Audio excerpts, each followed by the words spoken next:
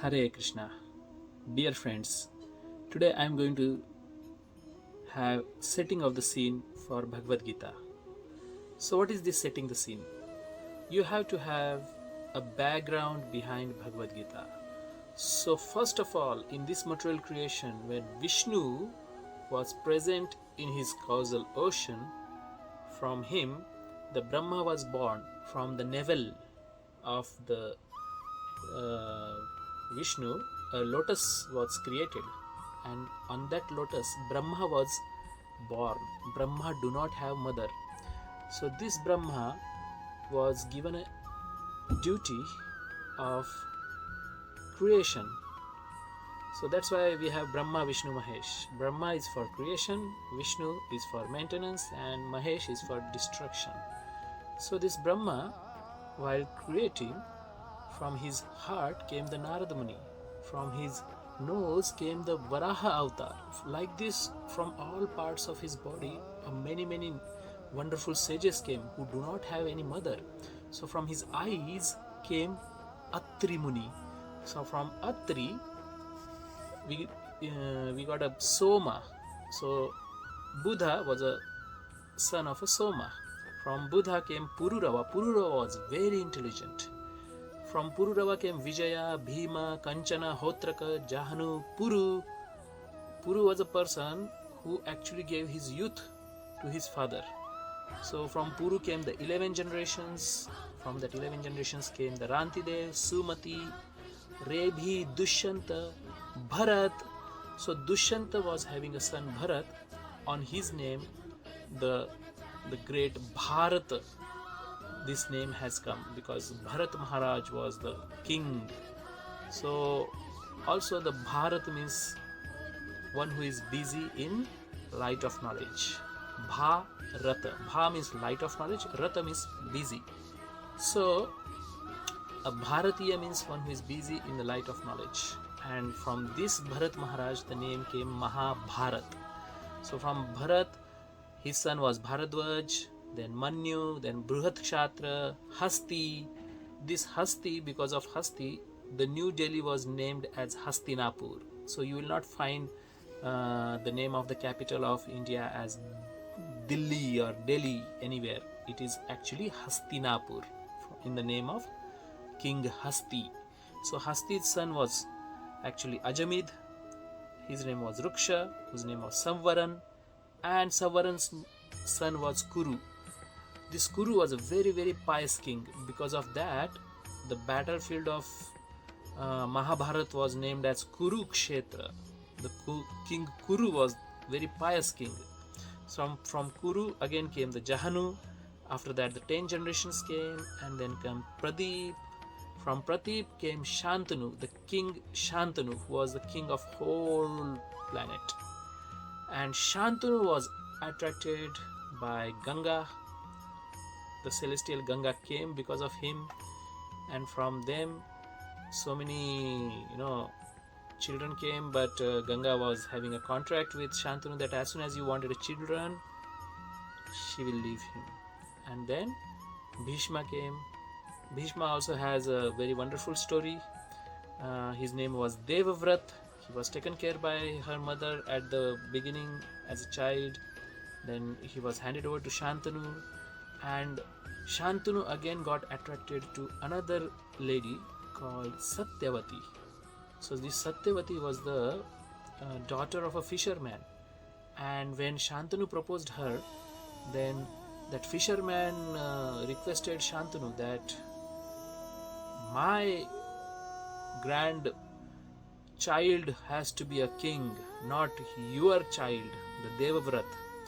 And then Shantanu was very morose, and Devavrat went to that fisherman and told, yes, your child will be the king. But then fisherman was doubting, what if your child become the next king instead of my child's child? And then Devavrata decided that even if I am a Kshatriya, I am a samurai spirit, I will not marry. So it is very difficult for Kshatriyas to be a brahmachari. But this vow, Devavrata took it, and there was a big announcement from all the demigods, because this Devavrata was one of the Vasus. and it was very difficult for Kshatriya to be a brahmachari. And then finally everybody said very difficult, and in Sanskrit very difficult is called as Bhishma. So everybody was shouting Bhishma, Bhishma, and that's why his name came as Bhishma. So this Bhishma plays a very important role in this whole epic of Mahabharat. Bhishma Pitamaha was a great devotee of Lord Kṛṣṇa in a Virya Ras, and Satyavati finally actually got married with Shantanu, and they had kids called Vichitravirya and Chitraratha. So there was another Gandharva called Chitraratha who got envious of this Chitraratha and he killed him. And then they had only Vichitravirya. So the name itself shows that he has a Vichitra Virya. Virya means semen. So he could not beget any children, and then finally Satyavati requested to hire the whole kingdom of the world.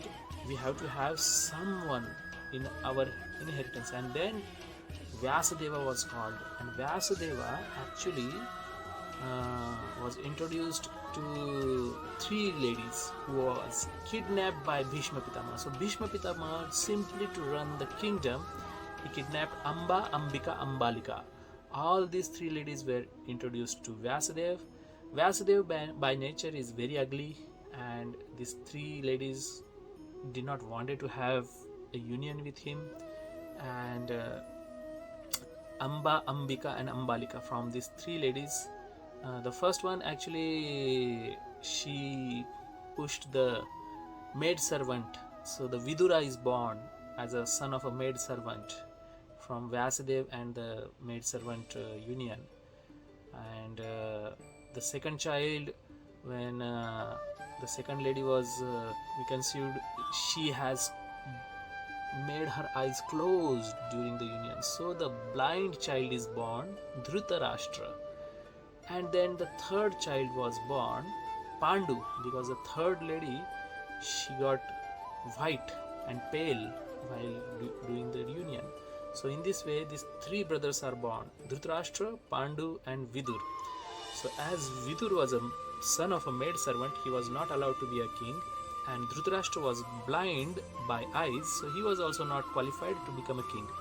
So the Pāṇḍu became the king, and Pāṇḍu was a very righteous king, but the Dhṛtarāṣṭra was very attached to the kingdom, and Pāṇḍu was always busy in fighting the wars. He was never attached to the kingdom and to be a king, but the Dhṛtarāṣṭra was very attached. So because of the very awkward curse, the Pāṇḍu died untimely, and because of that Dhṛtarāṣṭra has to put, even if he is blind, as a temporary king.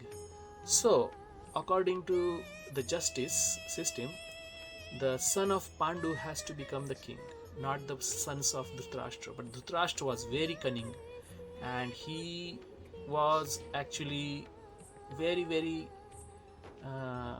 cunningly try to make his sons as a king, and that's where the conflict started. Pāṇḍu was having 5 children: Yudhishthir, Arjuna, Nakul, Sahadev and Bhīm. So Bhīm was very strong. These 5 children were begotten by Kunti and Pāṇḍu through the mercy of a demigods. The Yudhishthir was begotten by the mercy of Dharmaraj, the Dharma himself, and Arjuna was by Indra, Bhīm was by Vayu, and Nakul and Sahadeva was by Ashwini Kumarans. So we understand that these 5 Pāṇḍu Putra, Pāṇḍavas, were very pious, righteous princes.